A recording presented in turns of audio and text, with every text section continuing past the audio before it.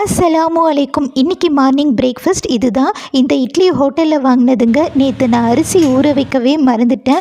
Evening என் husband வந்து கேட்டார், என்ன மாவு அரைச்சிட்டு வரணுமா அப்படின்ட்டு. இல்லைங்க, நான் அரிசி ஊற வைக்கவே மறந்துட்டேன் அப்படின்னு சொன்னேன். அப்போ ஏதோ அவர் முணுமுணுத்துட்டு இருந்தார். என்ன அப்படின்னு கேட்டால், இதுவே நம்ம ஏதாச்சும் ஒரு விஷயம் இவங்க சொல்லி கேட்காம போனால் மறந்துட்டோம் அப்படின்னு சொன்னால், உங்களுக்கு கொஞ்சம் கூட பொறுப்பே இல்லை, எவ்வளோ கேர்லெஸ்ஸாக இருக்கீங்க அப்படின்ட்டு 1008 குற்றச்சாட்டுக்களை தூக்கி நம்ம மேலே வைப்பாங்க.